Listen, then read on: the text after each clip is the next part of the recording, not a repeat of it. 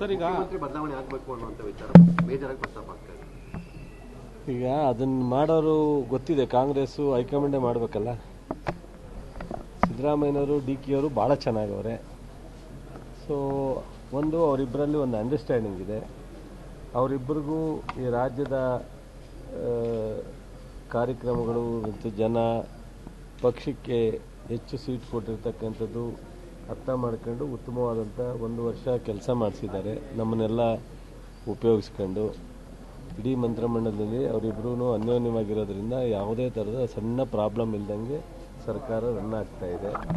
ಮತ್ತು ಹೈಕಮಾಂಡು ಅವ್ರ ಜೊತೆಯಲ್ಲಿ ಭಾಳ ಬಹುಶಃ ನಾನು ಹಿಂದೆ ನೋಡಿರಲಿಲ್ಲ, ತುಂಬಾ ಇಬ್ಬರನ್ನು ಎಲ್ಲ ವಿಚಾರದಲ್ಲೂ ಇಬ್ಬರನ್ನು ಕೂರಿಸ್ಕೊಂಡು ಒಂದು ಕಡೆ ಸರ್ಕಾರ ರನ್ ಮಾಡೋಕ್ಕಾಗಲಿ ಪಕ್ಷದ ಸಂಘಟನೆ ಆಗಲಿ ಹೋಗ್ತಾ ಇದ್ದಾರೆ. ನನಗೆಲ್ಲೂ ಆ ಥರದ ಡಿಫ್ರೆನ್ಸು ಕಾಣಿಸ್ತಾ ಇಲ್ಲ. ಹೈಕಮಾಂಡು ಯಾವಾಗ ಡಿಸಿಷನ್ ತಗೊಳುತ್ತೋ ಅವಾಗ ಹೈಕಮಾಂಡು ಅದನ್ನು ಡಿಸಿಷನ್ ತಗೊಳುತ್ತೆ.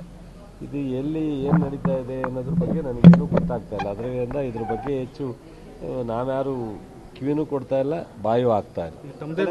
ತಮ್ಮದೇ ಸಮುದಾಯ ಸ್ವಾಮೀಜಿಗಳು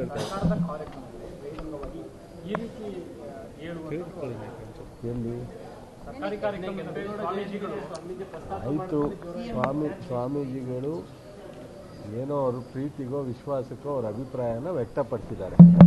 ಆ ವೇದಿಕೆಯಲ್ಲಿ ಅಲ್ಲ ಅಂತ ಕೆಲವು ಕಾಮೆಂಟ್ಸ್, ಆ ವೇದಿಕೆಯಲ್ಲಿ ಅವಶ್ಯಕತೆ ಇಲ್ಲ ಅಂತ ಸ್ವಾಮೀಜಿಯವರು ಹೇಳಿದಾಗ ಅಥವಾ ಸಾರ್ವಜನಿಕರು ಹೇಳಿದಾಗ ಸರಿ ತಪ್ಪು ಅನ್ನೋದ್ರ ಬಗ್ಗೆ ಚರ್ಚೆ ಮಾಡೋ ಅವಶ್ಯಕತೆ ಇರಲಿಲ್ಲ. ಈಗ ರೈತರು ಏನೋ ಒಂದು ಹೇಳ್ತಾರೆ, ಅದು ಎಲ್ಲಿ ಹೇಳಬೇಕು ಅಂತೇಳಿ ನಾವು ಇಲ್ಲೇ ಹೇಳಬೇಕು, ನೀವು ಹಿಂಗೆ ಹೇಳಬೇಕು ಅಂತ ಹೇಳೋಕ್ಕಾಗತ್ತಾ?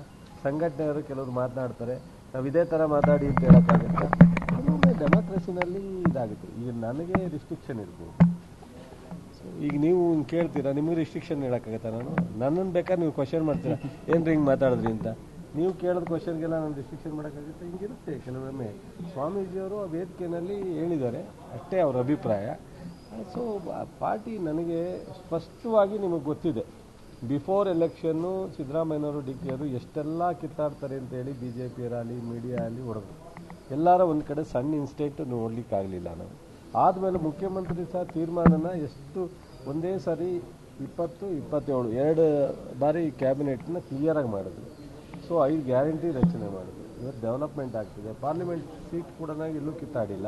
ಎಲ್ಲ ರೀತಿ ಅನ್ಯೋನ್ಯವಾಗಿ ಸಿದ್ದರಾಮಯ್ಯನವರು ಡಿ ಕೆ ಅವರು ಹೋಗ್ತಿರ್ಬೇಕಾದ್ರೆ ಇದ್ರ ಮಧ್ಯದಲ್ಲಿ ನಾವೆಲ್ಲ ಮೂಗು ತೋರಿಸುವಂಥದ್ದು ಏನು ಅವಶ್ಯಕತೆ ಇಲ್ಲ ನನಗೆ.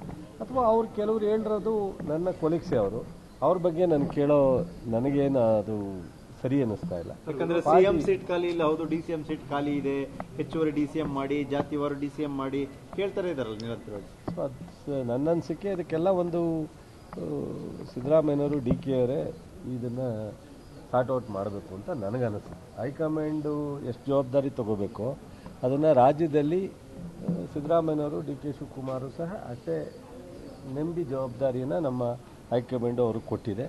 ಅವರನ್ನು ನಾವೆಲ್ಲರೂ ನಂಬಿದ್ದೀವಿ.